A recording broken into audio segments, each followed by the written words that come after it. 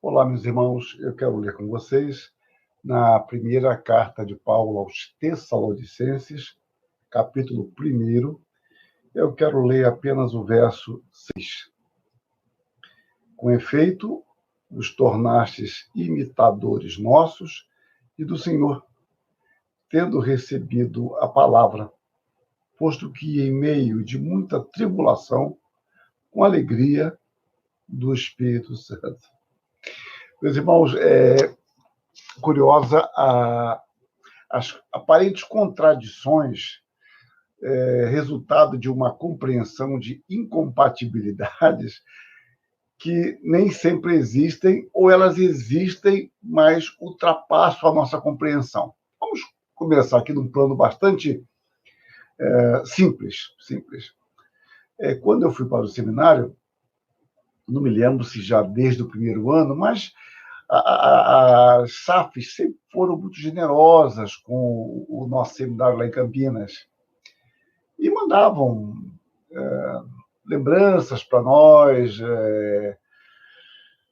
às vezes meias, mas eu lembro mais de alimentação. Biscoito, sal, e a gente aprendendo as expressões, né? Para mim, o biscoito era doce na minha cabeça, né? E em São Paulo eu chamava tudo de bolacha. Pelo menos era isso que eu lembro, bolacha. Bolacha para mim era de sal. Bom, mas tudo era bolacha, era tudo. Bolacha. Eu gostei muito da expressão, bolacha parecia levar um soco, né? Bom, mas vinham os biscoitos, e creme dental, sabonete, essas coisas vinham. Era muita generosidade. E uma coisa que eu me espantava, e olha, e no seminário eu não venci isso, confesso aqui, é ver meus colegas com alegria comer biscoito de sal, água e sal, creme crack, com geleia. E era uma alegria quando vinha a geleia. Eu não sei se experimentei, eu só sei que eu nunca quis ver aquele negócio assim. E passei uns 4 anos vendo isso. E ainda mais que para mim, geleia era geleia de mocotó em basa.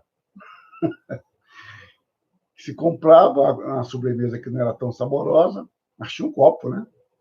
Você usava o copo, era muito comum você ter nas casas mais modestas, como a minha, entre os copos bastante variados, um deles ser de geleia ou de requeijão.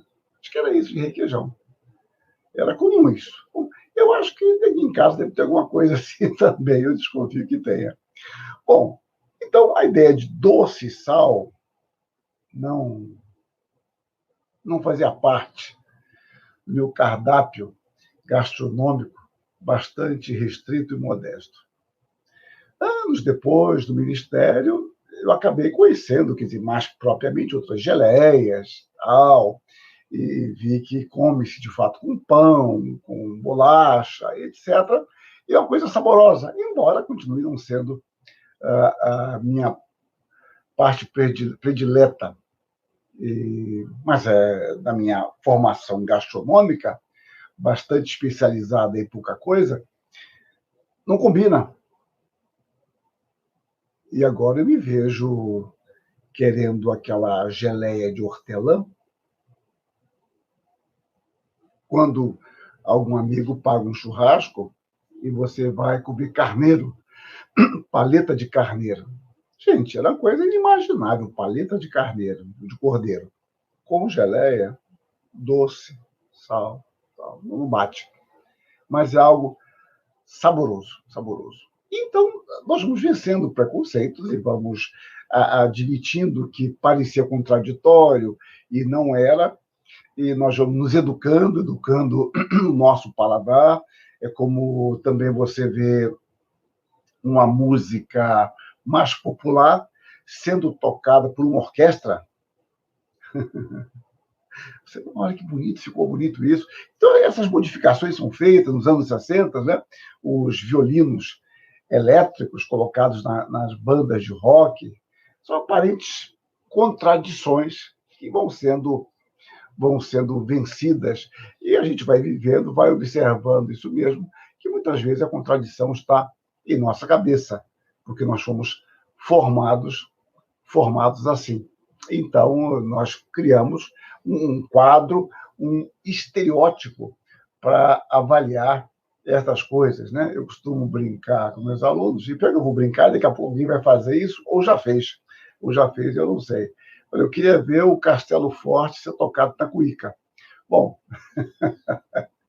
e deve ser possível. Não garanto que vai produzir uma resposta tão própria como a música original produz. Bom, dito isso, nós observamos que há aparentes contradições, a questão de costumes, mas há coisas que são contraditórias. E Paulo fala disso aqui. Ele nos diz que os irmãos de Tessalônica receberam o evangelho em meio a muita tribulação. Tinha tudo para dar errado.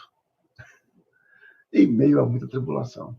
Tanto é que na vida nossa particular, você às vezes se lembra de algum fenômeno histórico e fala, olha, naquela época eu acho que eu tive dificuldade, eu estava muito aborrecido, ou eu estava com a cabeça em outro lugar, não dei valor, e quando eu li isso, quando eu convivi com fulano, quando eu ouvi, então para mim foi um período difícil mesmo. Quando eu conheci fulano, tive uma má impressão, porque eu estava muito zangado, ele fez uma brincadeira que eu não gostei, tal. Ou seja, a gente sabe admitir que há momentos que dificultaram a aproximação. Então, receber o evangelho em meio à tribulação, e meia tribulação por causa dos judeus, porque Tessalônica tinha uma colônia forte de judeus.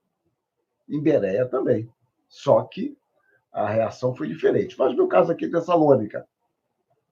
E eu sei que tinha uma colônia forte por causa da sinagoga. Para haver uma sinagoga, tinha que ter um grupo representativo bastante razoável, pelo menos 10 homens representativos, para se ter uma sinagoga.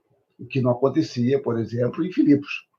E eles, a breve descrição de Atos mostra que eles resistiram, moveram perseguição.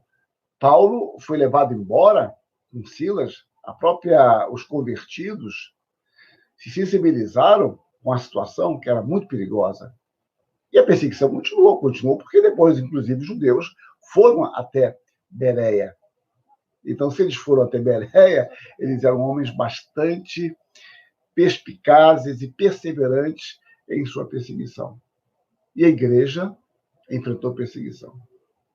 Mas Paulo fala aqui com a alegria do Espírito Santo. Perseguição e alegria não são coisas compatíveis. Quem está sendo perseguido tem alegria. Salvo a questão patológica, que não era o caso. Mas aqui está, meus irmãos, algo magnífico. Paulo, de passagem, nos mostra como a alegria do Espírito, ela não elimina as tribulações por si só, mas ela nos faz vencer, não sermos dominados por ela.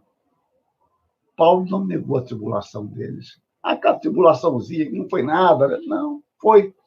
Foi intensa e certamente deveria continuar. Mas eles receberam a mensagem do Evangelho com a alegria do Espírito Santo, se tornando modelo, já falei sobre isso em outro vídeo, para as regiões da Macedônia e da Acaia, pelo testemunho de fé, de perseverança, testemunho de amor.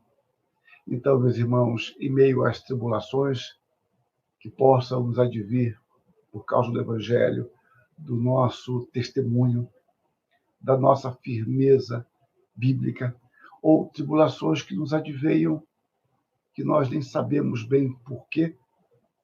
Nós estamos neste mundo, somos suscetíveis a tribulações, a dificuldades que envolvem questões sociais, econômicas, questões de saúde, família, que nós saibamos lidar com isso, trabalhar dentro da esfera que nos é possível trabalhar, mas nos alegrando em Deus. Deus mesmo, pelo seu Espírito, produzirá esse fruto em nós.